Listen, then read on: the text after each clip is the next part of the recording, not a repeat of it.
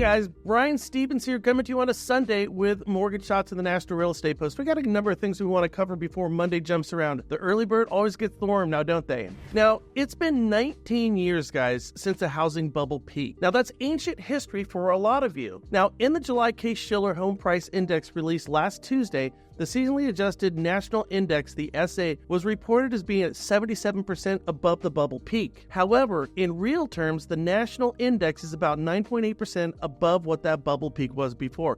And historically, just to let you guys know, there's been an upward slope to real estate prices. Of course, we've seen this. The composite 20 in real estate terms is 1.2% above the bubble peak. People usually graph nominal housing prices, but it's also important to look at this in real terms. Find out what the real prices are. As an example, if a house price was $300,000 back in January 2010, that price today adjusted would be $444,000. In other words, a 44% increase. That's why the second graph down below is so important. This shows real prices to what's affecting all of us across the board, and everything hinges on housing, doesn't it? Here's the deal. I was just having a conversation with a borrower. It has now been 38 months since a real peak housing price. Typically, after a sharp increase in prices, it takes a number of years for the real prices to reach the new highs, and we've seen that one before. There's nothing magic about 7 years, guys. It's just makes for a good title post. Now let's go through a couple of graphs here that I wanted to share with you guys. So I've got a swap over here, hang tight. Now, I believe we went over this before, but what this is jobs reports. This is non-farmed job reports. People aren't looking for work, but more importantly, people aren't hiring. Why aren't they hiring? Well, they're not hiring because me and you aren't going out to eat as much as we usually do. We don't go get our hair cut as often. We don't go get tickets to go places as often. And because of that, people have been scaling down their employees. So our unemployment numbers look good. Hey, we got full employment. The problem is employers aren't hiring. Again, this is all connected to the housing market. When you can't make your housing expense, you're not going to make your other expenses. And we're starting to see this ripple effect in other areas of our economy. Now, this is one that I did show you before, but I think it bears repeating.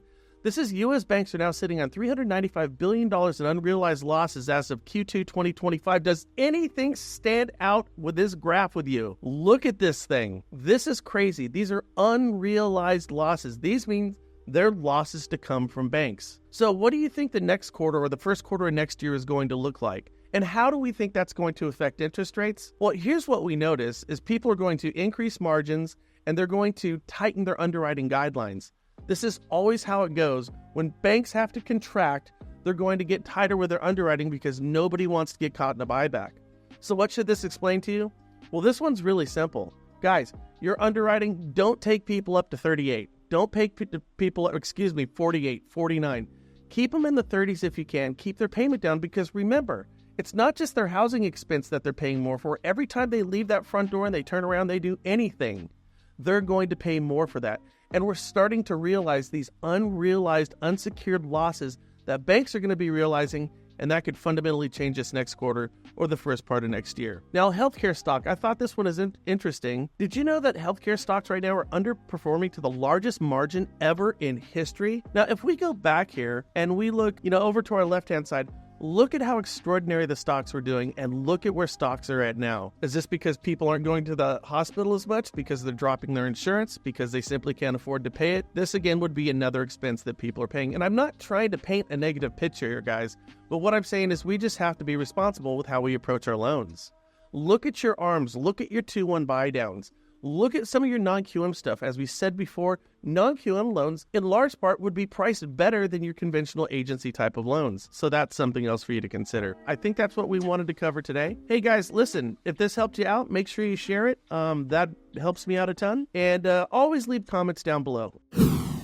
Hey guys, Brian Stevens here with Mortgage Shots and the National Real Estate Post. Listen, if you're a loan officer right now and you're looking for a change of venue, you might want to see what we're doing inside of the Loan Factory with our team, CB Loans.